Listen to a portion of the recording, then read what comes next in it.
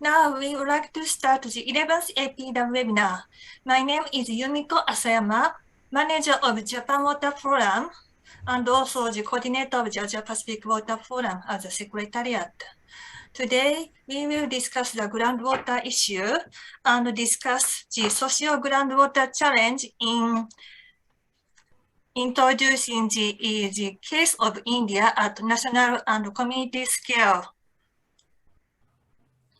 So today we will have two speakers, Dr. Aditi Mukherjee, Principal Researcher of IUMI New Delhi, and Ms. Amrita Kasturi Rangan, the Senior Manager of the Algiam. So today we will have a 15 minutes presentation for each, then we will move on to the panel discussion with you. So if you have any question from the presentation of two speakers, please describe your question in Q&A box. Then we will try to do our best to respond to your question. So now I would like to invite Mr. Ravi Narayanan, Governing Council Chair of the APWF. He will deliver his opening remarks, then he will also take the role of the moderator in the Q&A session.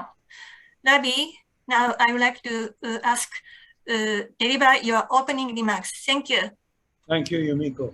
And a very good afternoon to everybody, and a very warm welcome to this webinar on a subject that is of great importance, but unfortunately hasn't got the attention it should have for a variety of reasons, which I'm not quite sure why. Now, if you look at groundwater along with the frozen ice sheet is the biggest source of fresh water in the world, these two. Now, the Himalayan water tower and the poles, etc., they're visible but not accessible. But in the case of groundwater, it's accessible but not visible. And perhaps that's one reason why out of sight is out of mind, which is why the title of this webinar is making the invisible visible. Because a very large number of countries depend on groundwater, not only for domestic use, but for food security. If you take the three biggest users of groundwater in the world, they're the three biggest countries in terms of population: China, the US, and India. And of these, in India, the use of groundwater is more than that China and US put together. It's about 25% of the world's withdrawal of groundwater. That's an estimate. So it's a very important subject, and we are rushing forward to deplete it in a very irresponsible and non-sustainable way.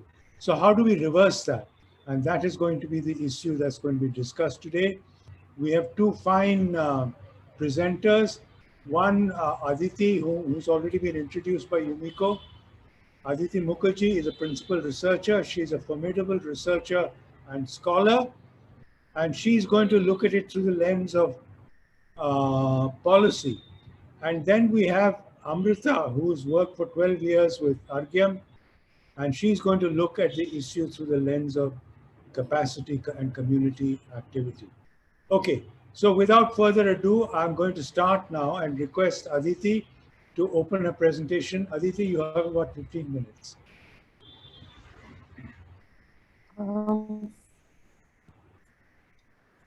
Thank you, Ravi.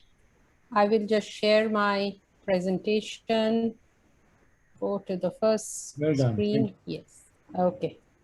Thank you so much, Ravi. It is indeed a topic of great importance, especially for the subcontinent of South Asia, where a large share of our food, the water for cities, water for ecosystems, all get supplied through groundwater. So it is an important topic indeed. What I'm going to talk about today is about how managing groundwater should not be only the worry, like the policies need not be only in the water sector, but how it requires a more holistic approach, where you really need to take on water, energy, food nexus approach, because as I will show that the outcomes that we have in terms of groundwater over extraction in much part of South Asia, though not everywhere, but the groundwater over extraction problem is a direct result of the kind of food and energy policies that we have had. And if we have to solve the groundwater problem, we have to also approach it from the side of the food and the energy. With that, the main thing that I wanted to talk about, just give me a minute, I'm trying to, yeah. The main key messages that I want all our audience to take back is groundwater, if managed well, can actually be quite critical for, quite important for, will be quite critical for climate resilient agriculture in the future because of the slow response time of groundwater to climate change. Surface water resources are impacted much on a faster time scale. So there is some amount of climate resiliency that groundwater will provide us. And the second point, as I already said, is managing groundwater will require a water energy food nexus approach. I want to take first of all, talk a bit about how important groundwater is for India's water and food security. 60% of India's irrigated area gets irrigated from around 20 million wells. And as Ravi correctly pointed out, this is the largest volume of groundwater that is used anywhere. According to estimates, it's between 190 cubic kilometer to more recent estimates are around 250 cubic kilometers. So that's almost 1/5 of the total volume of groundwater. In India, 50 to 70% of the rice and wheat are grown with groundwater irrigation. Majority of this groundwater actually goes for irrigation. At the same time, groundwater is also very important from a domestic point of view and also for urban use. So overall, groundwater is in some ways a kind of a backbone of India's water economy and plays an important role. I wanted to take a bit of a historical view to say, how did we come here? And I call it a legacy of green revolution. So if you look, this is a graph, and I did have one that is updated till more recent times up to 2017-18, but looks like I haven't put the correct one here, but then there's not much difference in trends. What we see is that this is the area under different sources of irrigation. By the time India got independence, not a lot of its area was under irrigation, but whatever was under irrigation, canals were the dominant source of irrigation, while groundwater and tank sources were lesser important. But look, from the mid-70s, this green line is the groundwater line, and it has kept on growing. So this was also the time when green revolution happened.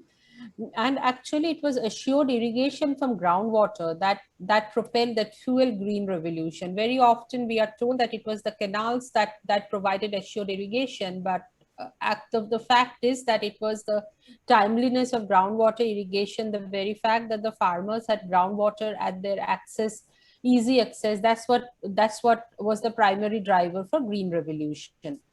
So with that, what happened was, since mid-70s, absolute proliferation in the number of groundwater structures. These are some of the maps. I really like them because I think that they're quite graphical and shows that in India, what we do is something called the minor irrigation census. The first census happened in 1987. And what it shows is that here every dot represents 5,000 wells and tube wells. And what it shows, in 1987, we had around 6.2 million wells and tube wells. In the second census, this went up to 11.5 million. Third census, which was in 2001, up to 18.5 million.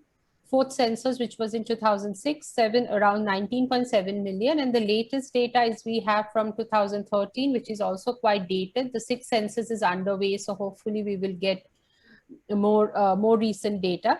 In the sixth census, we had around 20.5 million wells. While it does look like the greatest growth in number was between the second and the third census, and after that it looks like as if the rate of growth has kind of stagnated, which it has, but it doesn't mean necessarily that volume of groundwater used is also stagnating.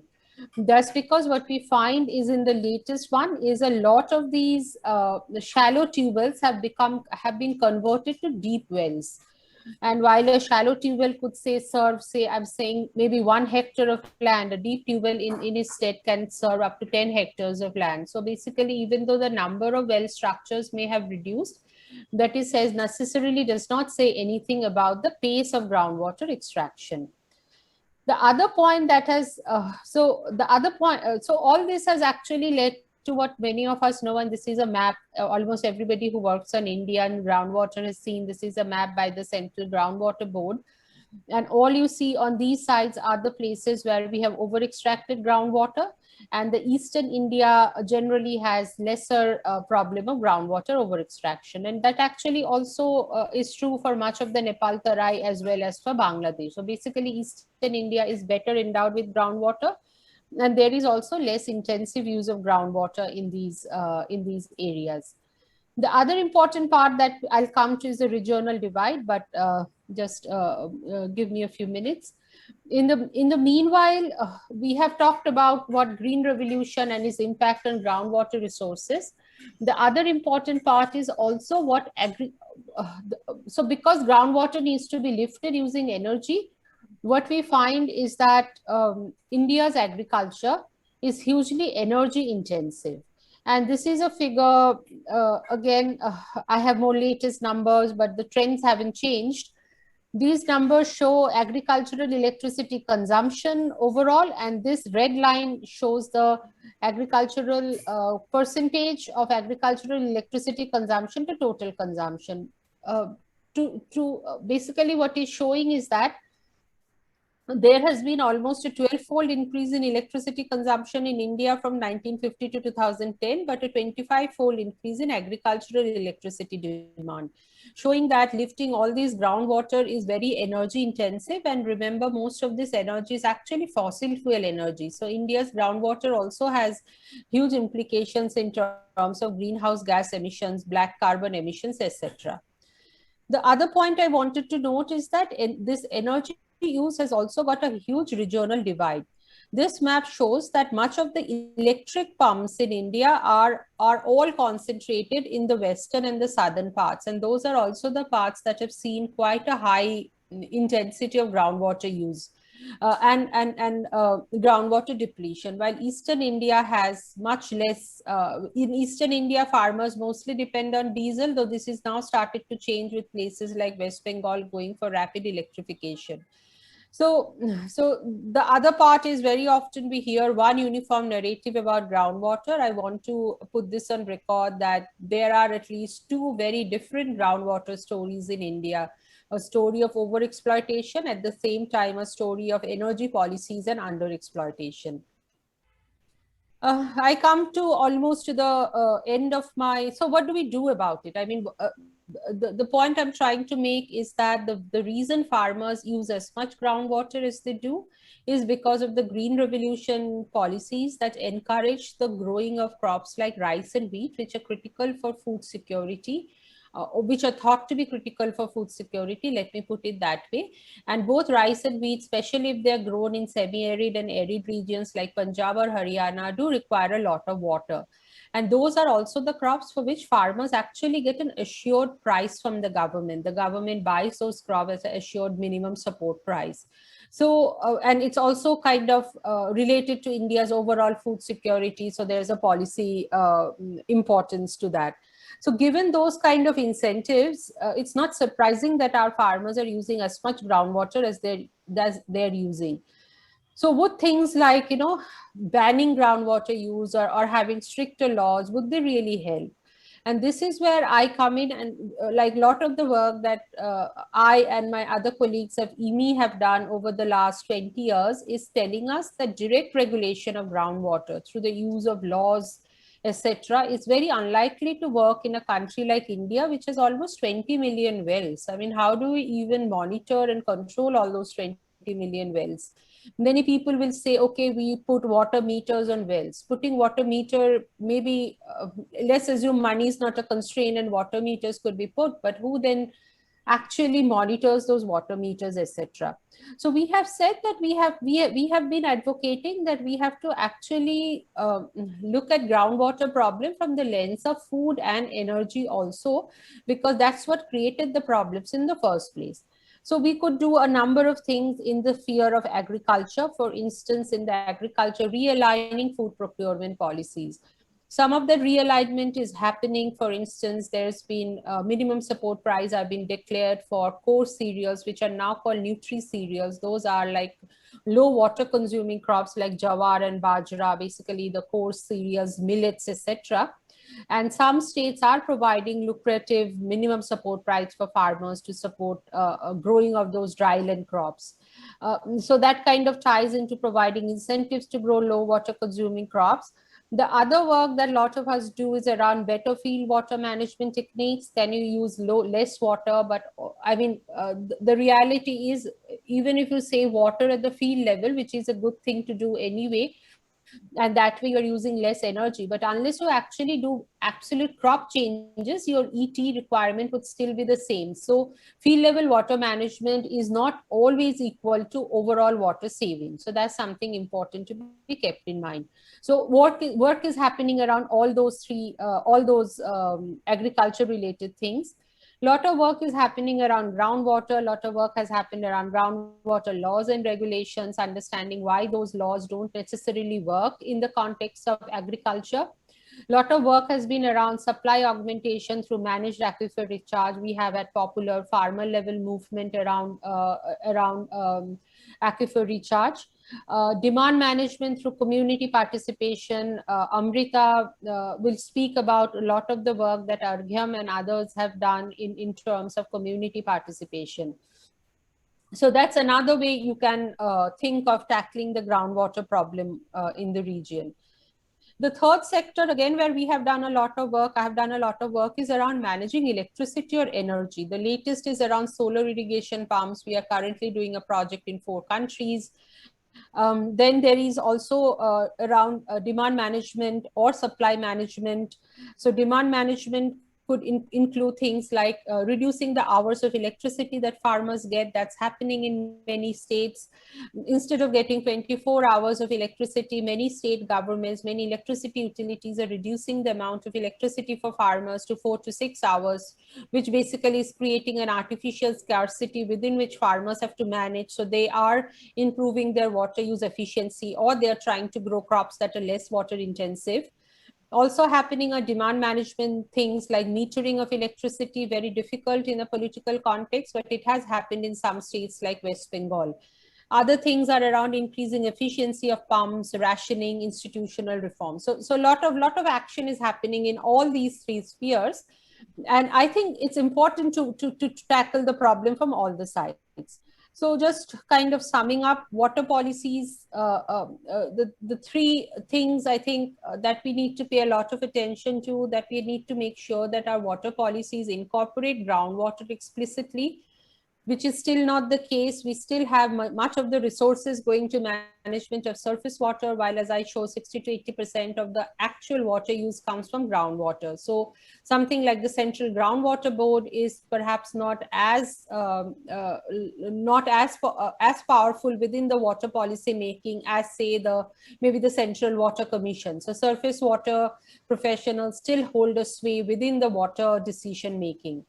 The second part where we need to pay a lot of attention is electricity. Electricity officials obviously do not think that managing groundwater is their mandate. It isn't also, but the point is that the electricity policies have a huge impact on groundwater, and we think that actually the electricity policies could be the single biggest lever for managing groundwater. So electricity policies and electricity officials and the policy making there has to understand the implication of their policies on groundwater.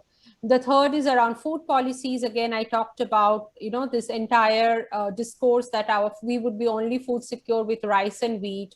The overall, since the Green Revolution, how our food habits have changed and how the importance of traditional food like millets and coarse cereals have gone down. So there is a lot we can do through the food policies as well.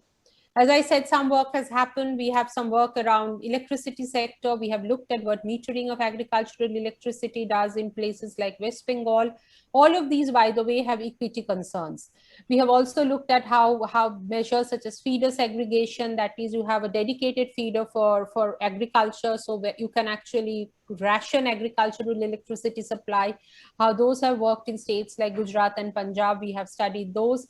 And our latest is we are looking at how grid connectivity connected solar pumps, where farmers have the option of either pumping groundwater or selling the excess energy back to the grid. Whether those would impact groundwater use, we don't know yet. Those are under those studies, the solar studies are underway, but we hope to know the answer to this very soon. Some solutions in the food sector that have been done is said that higher prices for less water intensive crops, growing more water intensive crops in water abundant areas. For example, Eastern India, we showed, has more water and less groundwater problems. So can a lot of the water intensive crops like rice be, we can stop growing them in more water scarce regions and have incentives for farmers to grow more of that in water abundant areas. And then in the water sector, we have around implementable groundwater laws. So I want to just sum up by saying that we really need to look for solutions beyond the water sector. Food and energy are key for groundwater management in South Asia. And I'll finish with that thought and hand over back to you, Ravi. Thank you so much. Thank you very much, Aditi. That's fascinating. And now we look to Amrita for her view through her lens of community management. Amrita, over to you. Thanks, Ravi. Yeah, thank you so much.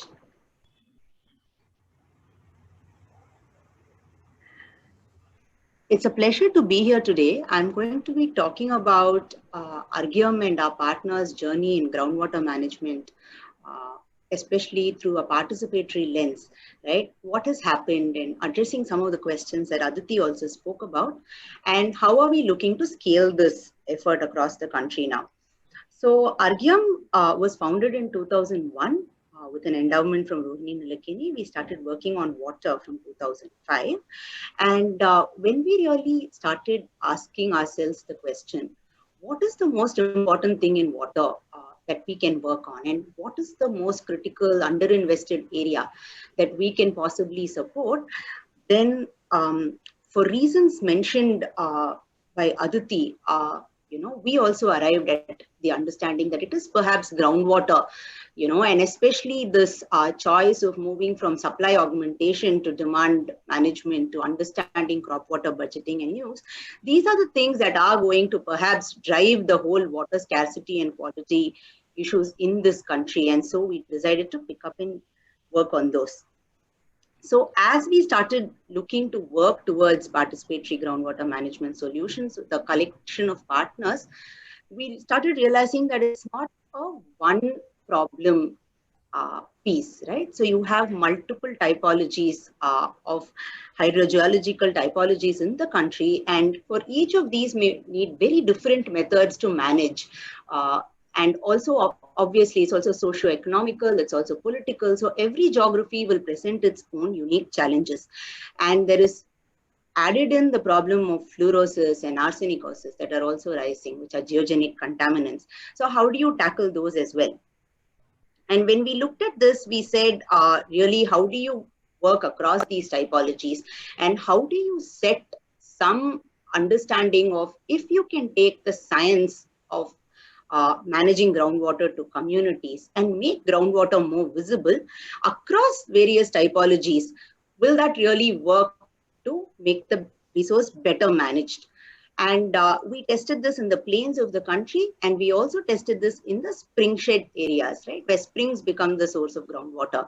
And this work we saw found a lot of traction, and we realized that there was potential to do this, but we also realized that if we had to do this, then we'd have to do this faster, because while we can work slowly, the entire country is waiting for answers, really.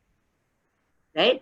So that's when we kind of stepped back and we said, yes, we know this works. We know the boundary conditions in which it works. It seems to work fairly well across different settings.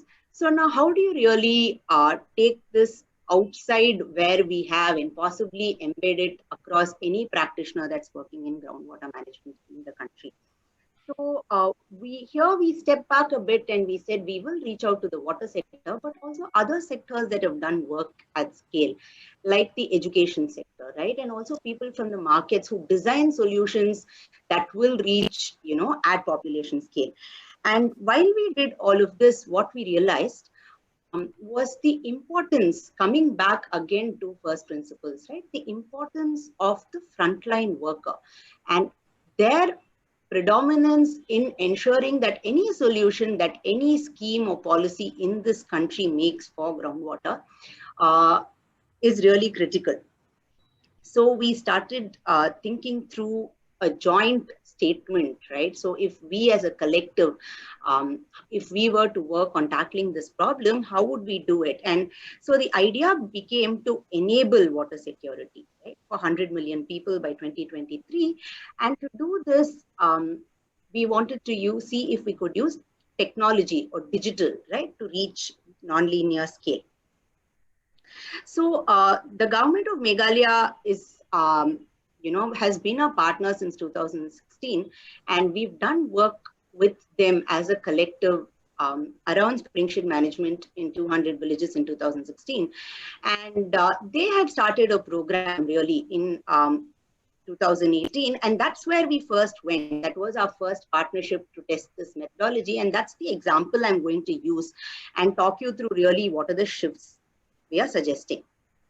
So some of the work that we began with them around 18 months ago in 400 villages is now expanding to 6,000 villages with a focus on trying to get the plans done by 2 years. So really what has enabled this shift, right? So again, as I said, I keep saying collective. So the collective really is very many people with very different skill sets coming together to see how can we make this program in Meghalaya, the community-led landscape management project, a success. And going back to first principles here as well, what does it really mean for a person in a village who wants to become a frontline worker? Right, so you can see here the picture on the left-hand side of the screen. She is Lavan Shisha, and really the government in this program wants to find and train 3 frontline workers per village. So as it scales from 400 to 6,000, there are almost 18,000 people like her who can be enlisted to work on natural resources management, keeping spring-shade management at the center, right? So what does she really need to do for this work to succeed became what was important for us to trace. While we did this, we said, putting a frame around this, how do we really look at it, right? So every program that we have has a set of foundational trainings. And in those foundational trainings, we bring in experts physically, we bring them in for classroom sessions. It happens at least 3 or 4 times a year, right? And setting the objectives for those becomes very critical for people to come in and learn what to do on the ground, right? But the question became, is this really enough, right? If we bring in these interactions only 3 or 4 times a year, is it enough for Lavan Shisha and her colleagues to really succeed in what they're doing? And we said, can we increase these interactions, right? So can we let the expertise travel and not the expert really, right? So then we started looking at weekly virtual sessions, which means that the expert and the communities of learners would come together and discuss what is happening, how is it happening. And there would not only be the expert answering questions, but also the peer-to-peer learning also enabled. And when we looked at this, we said, this is fine, but how do we really put all this information back in the hands of these frontline workers? And that is where we came up through the partnerships with critical agencies to say two key tools, right? One is a tool that will map Lavan Shisha's learning journey. What is she learning? How is she learning? Can we leave behind content in her hand that she can refer to when the expert is no longer there? Self-explanatory, simple content. And can we leave behind a certificate of participation for her so that when the next program, when the next scheme comes through, she will be able to put her hand up and say, hey, I attended this one, so I know what this is. So you can, can I come and participate in the next one as well? And the second tool is a landscape mapping tool, which allows us to make groundwater visible, right? Which tells us where is the groundwater available right now? Where is your recharge zone? Where is your discharge zone? And what kind of structures become important to put in both these areas? And this is critical again, because as you leave a village by village approach and actually scale to dealing with 18,000 frontline workers at the same time, it's very important to see that you can get them to access these kinds of resources that make their journey also easier, right? So these are the two simple tools that we put in their hands. And for a program itself, in the back end, what will we allow, right? We will look at saying, how has their journey been? How many of them have been onboarded? What are they learning? And what are the plans that are coming out of this learning? And how do I use these plans in my day-to-day work? So really that becomes the journey of the program itself at the back end, right? And of course, to say that this is one program, right? But if you were to do the next program on spreadsheet management, the next program on natural resource management, can we keep building on this rather than going back to scratch to find people, to find data, to find maps, right? And if you have to do all of this for a frontline worker, you will have to train people at the block and district level as well. So how do you do all of this really became the journey in Meghalaya. So as I said, right, if you were to take away from what has happened in the 400 villages and you are able to now saturate Meghalaya, the reason is because everything that gets created for the 400 villages becomes accessible when we move from 400 to 6,000, right? So just as you have to move groundwater from being invisible to visible, you also have to move the people who actually work on it to becoming visible, and the assets that they create also to becoming visible, right? So from all of this work, the program will have access to two things amongst others. So one is a map to tell them where are people who are trained, what are their capabilities? Are they frontline workers? Are they master trainers? Where are they present? And obviously with full concern for personal information protection, right? So you will have to be logged in to see a certain level of information. You will have to seek permission to see other levels of information and all of that. But programs that are on board will be able to track this information and to say that at least they know that these people exist in the region that they want to work in. And then also what did this program really, the previous program, train on? So all the content, the material that was... Yeah, I'm almost there, Ravi. Yes. So what was the material that was used, right? And also what are the assets or the maps that were created? So as I said, it's about making a variety of things visible, not only groundwater, right?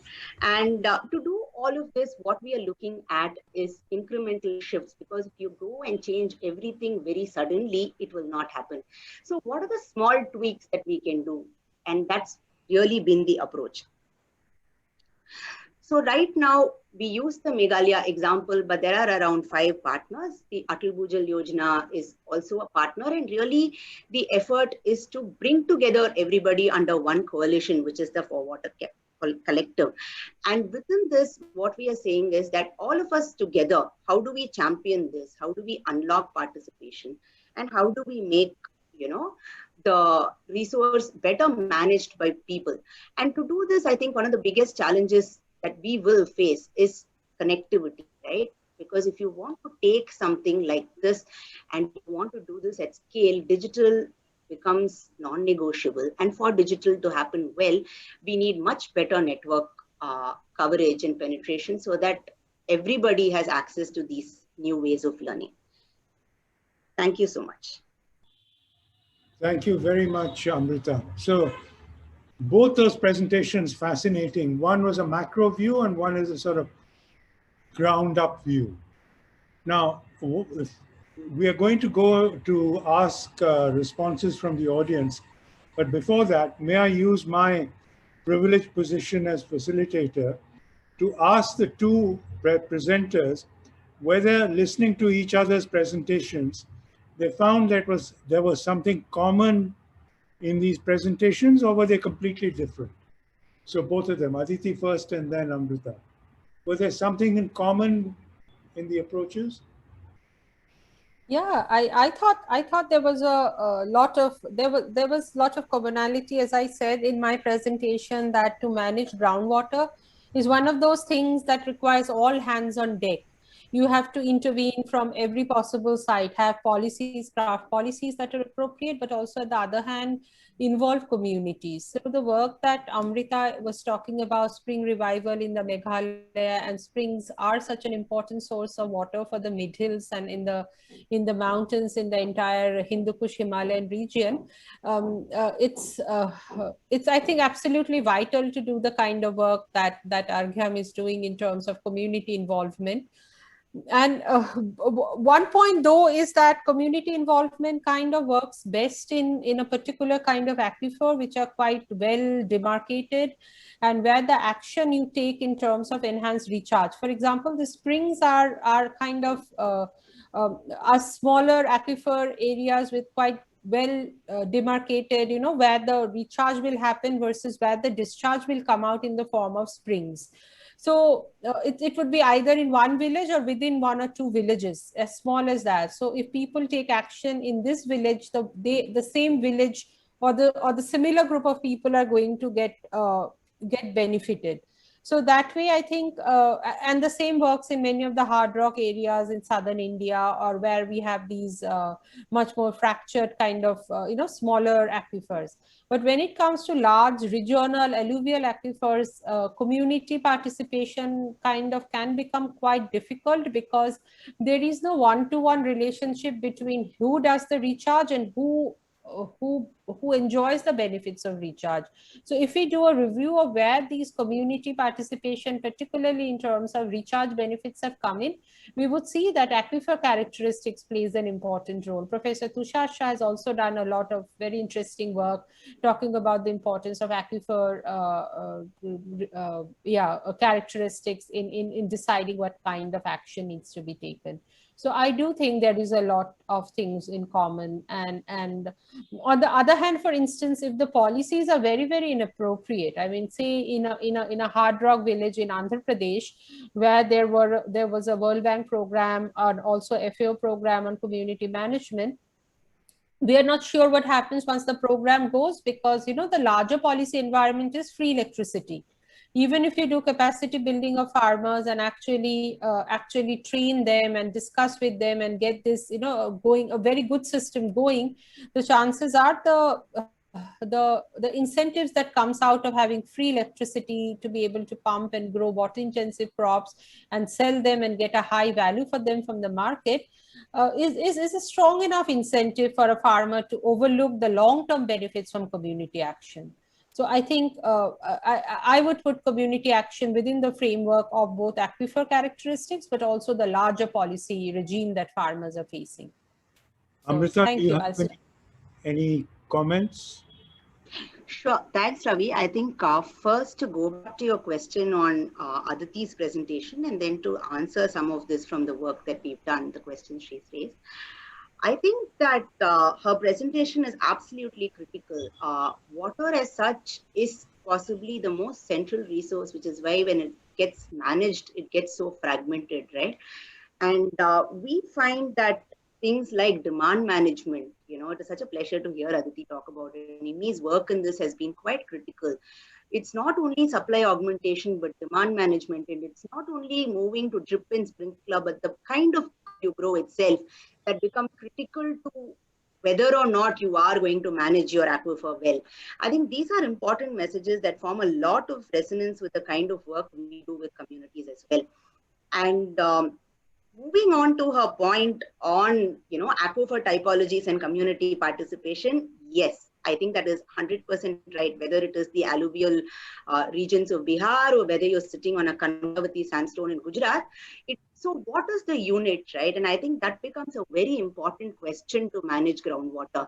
So typically you manage groundwater from the point of view of a revenue boundary, a village, a GP, a district, right? So this whole question of what do you do, right? Dr. Kulkarni keeps saying this, you have to look at aquifers and those boundaries to dictate whether it is how you manage and how you bring communities together. So some of the work that we've done in the alluvial regions or even in the Kankavati sandstone, it no longer becomes one GP's responsibility. It becomes a collection of GP's responsibilities, right? And just like in springs, where if your recharge area is in one village and your discharge area is in another, then you may have to go and have a conversation with the other people, right? And fascinating experiments like the payment for ecological services, right? What will you do for me if I don't allow my cattle to graze in recharge areas that are important to you? So the same kind of things plays at much larger scales depending on the size of the aquifer. But I think the first step to do all of this is to be able to map and manage the aquifer itself well. And I think that is something that NAQUIM is trying to do now, but we need to get much better at it and at a resolution of 1:10,000. Because really right now, even if you look at our maps, they are at district level and whole districts get called red, safe and all of that. But if you come down to a village level, the situation can be very different. So I completely agree with Aditi. And I think that when you say community participation, again, it can't be a revenue village level. It has to be dictated by the presence of the aquifer. And so, and the decisions that then how do you collectivize people becomes even more important, right? You know that your decision to not drill a bore well is not going to impact your own water levels. And we see this case after case, and still communities come together and manage it, whether it is in the springs or plains. It's not easy. It never is, but it's not like it's not possible either. Thank you. You know, fascinating. What I found in both the presentations was that water is too important to be left to the water sector alone. All sorts of other people, you talk about, Amrita talked about education, Aditi talked about energy and food habits and agronomies, and etc., etc. So we have to all work together. It's no good for the water people to just talk to water people. And that is a very, very important lesson that's coming out of both the presentations. Two quick follow-up questions, and then we can go to the questions that have come up. One is Aditi, you know, with solar technology is being used instead of grid technology, grid electricity. The question is, because that is also free and unsupervised, you can have, unless you grow electricity as a crop and make sure that the price that you put back into the grid is such that it's better than what you can get growing a crop, you will have the same effect. And to Amrita, I will say, you're right. Does the Atal Bhujal Yojana, which is a central government scheme, incorporate some of the lessons of what you've done? So those two. Aditi, you first. Yes, I think that's a very important point that you are making, Ravi, something that we are acutely conscious of. So the movement to a solar pump actually has started from the energy sector, from a point of view of decarbonization of the energy sector overall. And it is an important policy requirement, given that almost 20% of our electricity, as I showed in my presentation, goes towards groundwater pumping. This is a very unique situation of South Asia. No other part of the world uses as much energy for irrigation as South Asia does. And interestingly, this doesn't even this isn't even captured as an emission, say, from the AFLU, that's agriculture, forest, and land use. This kind of more goes into the so it goes more into the emission calculation from the energy by the standard methodology. The fact remains that our agriculture is heavily fossil fuel based, and our climate imperative is such that irrespective of who has been historically a high emitter and who has been a low emitter, everybody now has to reduce their emissions. So I feel that replacing dirty electricity and dirty diesel pumps with solar irrigation is something that's here to stay, mostly from the climate change perspective. But the other thing that's important is that a lot of our mitigation may also make our water outcomes worse. And solar irrigation pumps are indeed one of those that can make our water situation worse and therefore can actually reduce our capacity to adapt to climate change. So on the one hand, we are kind of contributing to halting climate change or slowing climate change through reducing mitigation. But if we affect water negatively, we are reducing our capacity to adapt.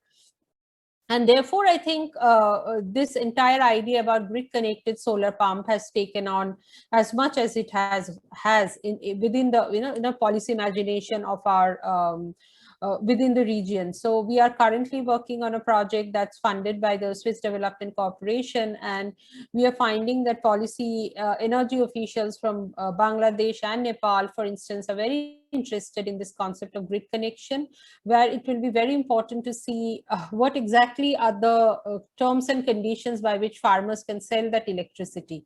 As long as growing crops is more profitable than selling electricity, perhaps farmers would continue to use more water. Also, in some cases, it's so happening, and this is based on very preliminary work that we have done in Gujarat.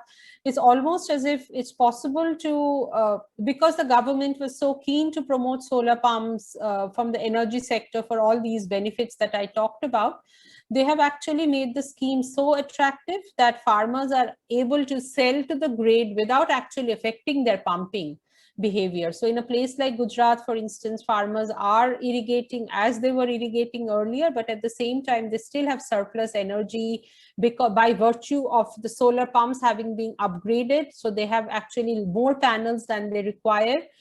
And so they're also able to sell electricity back to the grid. So they are benefiting both ways. And these are the kind of, we need to fine tune these policies much more carefully. So to conclude, I want to say that I see that solar irrigation, solar pumps would replace all fossil fuel-based pumps in the future. And this is exactly the time when we need to craft those policies much more carefully to make sure that there is also a water co-benefit. Without it, we would just make the problem worse. Thanks. Amrita, do you have a response to a question I asked? Yeah, Ravi, I think Atal Jal is a classic example of a large scheme. It's the first on groundwater, so it's a very exciting scheme if you're working as a part of the collective that we work as, right? Because it really gives you a center seat to looking at how can you manage groundwater at scale.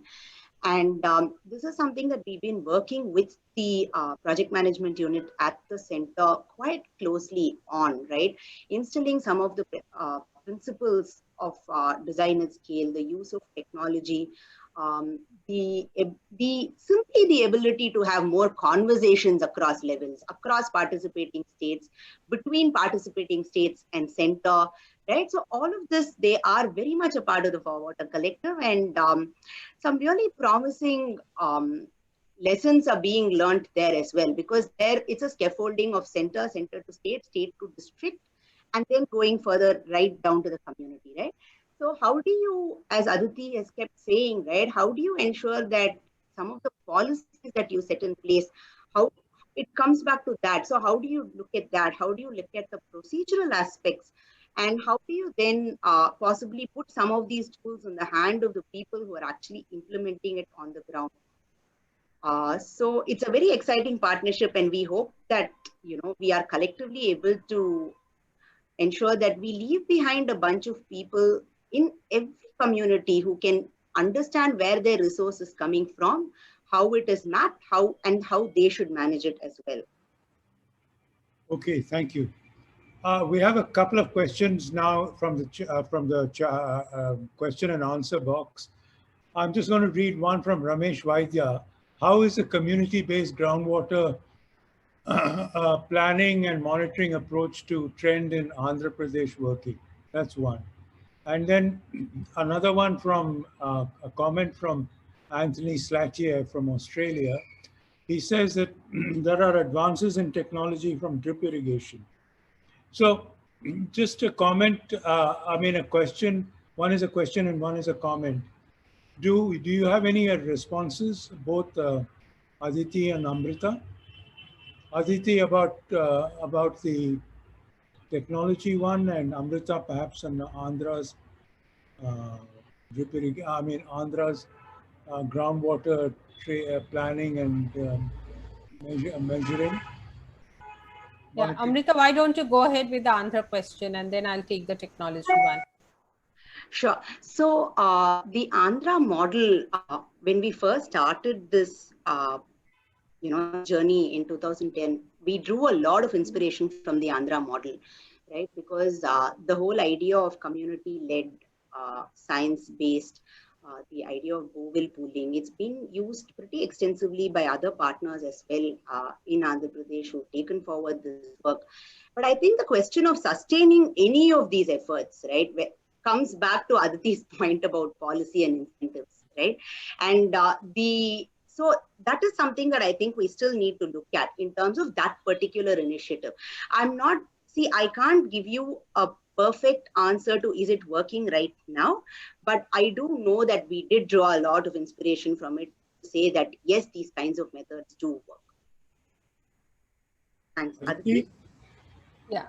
To Mr. Anthony's question, as I wrote in the chat, I don't think not having technology is our problem. I think technologically, we have pretty much all the answers perhaps that we need, or we have a lot of the answers.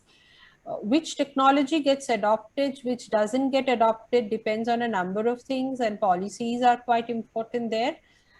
So for instance, drip irrigation, let's take the example of drip irrigation also.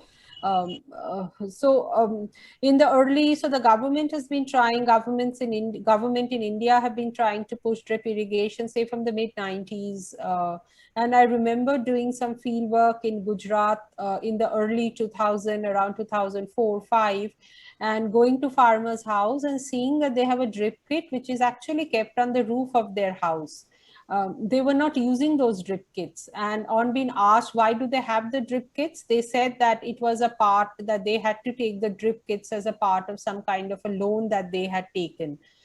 But then fast forward 10 years down the line, we found that the same farmers are now using those drip kits precisely because in 2003-04, they used to get say 16 to 20 hours of electricity, and they had basically long number of hours to irrigate as much as they wanted. But since then, number of other interventions happened, like Jyotirgram Yojana in Gujarat, which basically curtailed the number of electricity to 6 to 8 hours. So once they felt that water scarcity because of rationing, those very same drip kits that they hadn't used earlier came back into use. We can see the same in the case of government of Punjab, in Indian Punjab, and vis-a-vis the laser levelers. So the laser levelers is a technology that's been there. The researchers have been promoting it, but it just took off. It just took off, I think, within a year or two, as soon as Punjab also started rationing groundwater in terms of number of hours. So I feel that even if there is a real water scarcity, as long as farmers are not feeling it, the moment they feel it, I think they would adopt these kind of water saving technologies. So the idea is to give those signals of scarcity one way or the other for farmers to use. I mean, in West Bengal, where I have worked, I have seen that as long as electricity charges were on a flat tariff basis, that is irrespective of how many you pump, you still pay the same amount. Farmers were mostly using unlined channels to transport water from one field to another. The moment they introduced metering, those same farmers started buying plastic pipes, and some also invested in underground pipelines, because now for every hour they pump, they have to pay at a metered rate. So there was a lot of incentive for them to reduce the losses, the transmission losses between the fields. So they actually invested in something that would save that. So I come back to that. Technology is there, but as long as we don't have the enabling condition and the correct policies, we don't know if a technology will take off or not. So and that makes the study of science and technology and policies just absolutely so fascinating. I could also keep on talking about the unintended consequences of technologies, but I'll stop at that and take it on later. Well, this is a fascinating subject. We could be here for hours, but we don't have the time. One final question, and then we'll begin the wrap-up process.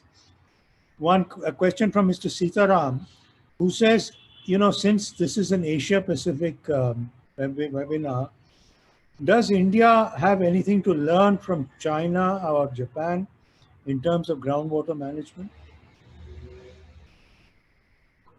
Aditi, do you want to answer that? Yeah, yes, absolutely. I think China has done some fascinating. I mean, my personally, I am not all that aware about all that Japan has done. Perhaps that's something I need for my own personal education. But I've been following the groundwater trajectory in China very closely. What I realized is there are certain kind of command and control things that can be done in China. For instance, China has been actually able to go and ban pumping in provinces that are overexploited. I mean, they simply are able to even put concrete into wells and close wells because their state kind of brings in that kind of direct power, which are kind of a democratic state like India, which has many centers of power. It's not as if the central government is all powerful or the state government is all powerful. So the kind of things that you can necessarily do in China, you cannot always do in a country like India. But having said that, China has indeed done a lot of very nice incentive-based systems, like the proper incentives for water pricing. So there is a lot that can be learned, keeping in mind that there are these contextual differences. But I do feel that each country can learn from each other and implement what works in other countries. And there are real good examples from all the different countries. Yeah.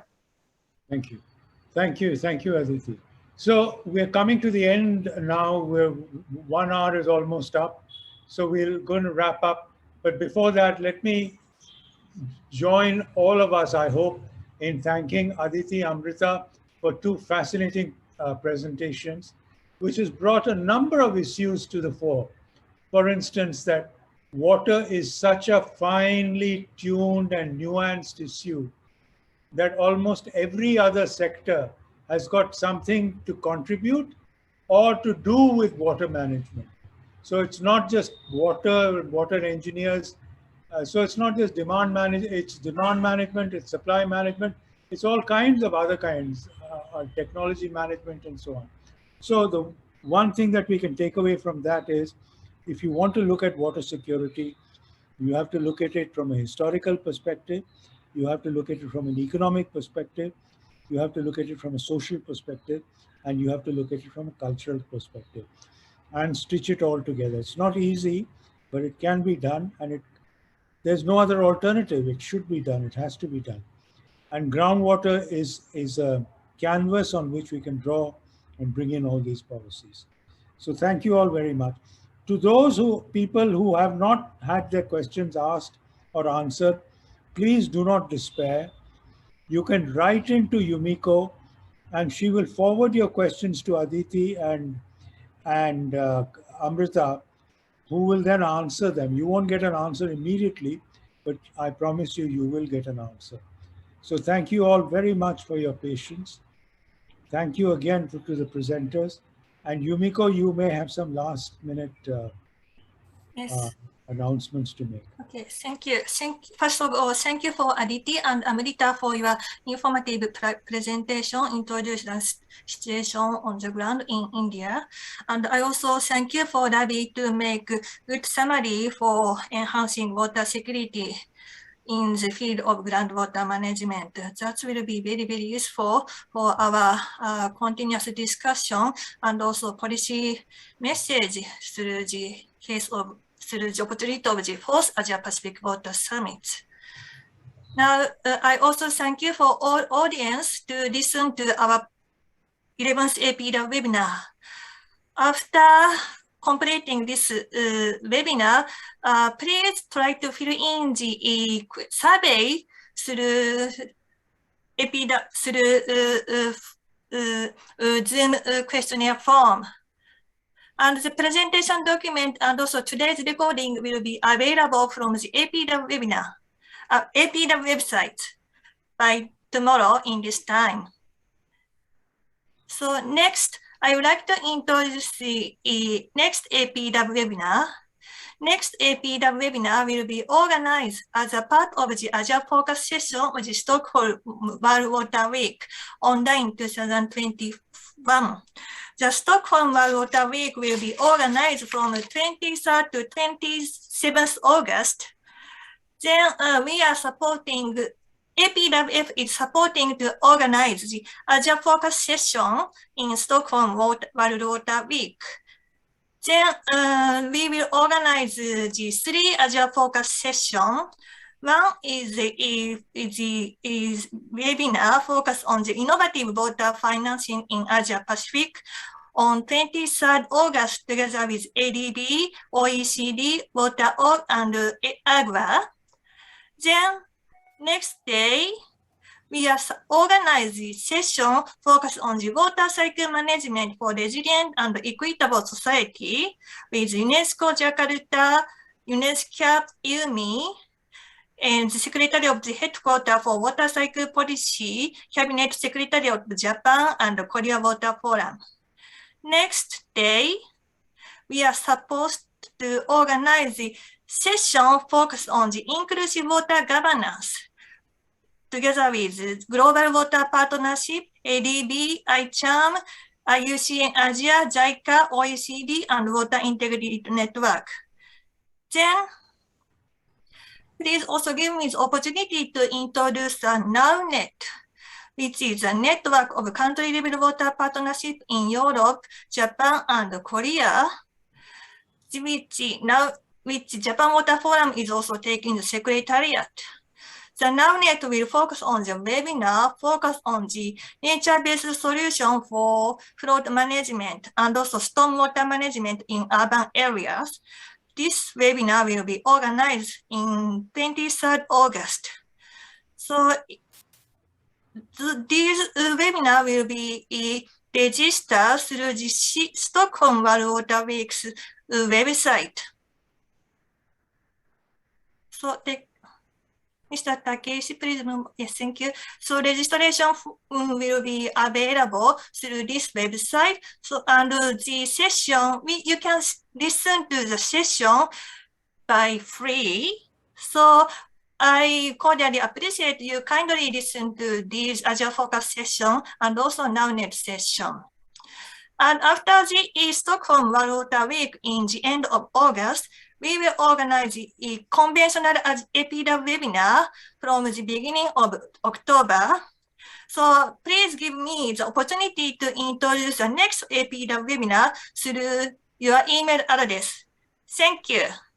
And thank you so much for listening to today's webinar. And we are very looking forward to seeing you again. Thank you so much for joining. And thank you for all speaker and also Ravi. Thank you, Aditi and Amrita. Thank you. Thank you. Thank you so much. Bye-bye. Bye. See you next time. Bye.